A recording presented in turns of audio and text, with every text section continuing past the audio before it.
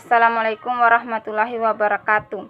Perkenalkan, nama saya Nurmalida, NIT E602008, jurusan Tata Laksana tingkat 1. Saya akan membaca tentang pemilihan letak usaha, bab 1, pendahuluan. A. Latar belakang. Keadaan dunia usaha di Indonesia belakangan ini sudah mulai menampakkan perkembangan yang cukup. Berarti perkembangan ini tidak lepas dari rencana jangka panjang Indonesia untuk menghadapi era globalisasi dari perdagangan bebas. Dengan adanya globalisasi dan perdagangan bebas, persaingan dalam usaha bukan hanya milik para pengusaha dalam negeri, melainkan juga turut diramaikan dalam pengusaha yang berasal dari luar negeri. Untuk itu, para pengusaha harus mempersiapkan perusahaannya secara menyeluruh agar mampu bersaing dengan pengusaha yang berasal dari dalam maupun luar negeri. Suatu perusahaan seringkali mengabaikan arti pentingnya dalam memilih lokasi perusahaan yang akan dibangun.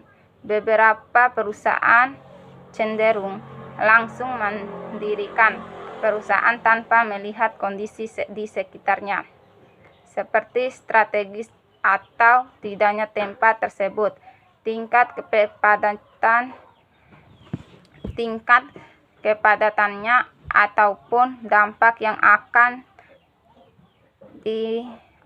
tajamnya persaingan serta banyaknya perusahaan yang saat ini bermunculan. Maka pemilihan letak usaha ini sudah tidak mungkin dilakukan dengan cara coba-coba, karena hal tersebut hanya akan merugikan usaha itu sendiri, yaitu akan kalah bersaing. Di samping itu, waktu harus berpacu. Juga efisiensi di bidang biaya perlu mendapat perhatian. Pemilihan lokasi usaha juga harus berpatokan pada perkembangan suatu daerah yang sering kali menimbulkan dampak baik positif dan negatif yang dapat mempengaruhi kinerja dan perkembangan usaha. Oleh sebab itu, di dalam makalah ini akan dijelaskan bagaimana cara untuk memilih letak usaha perusahaan yang baik dan tepat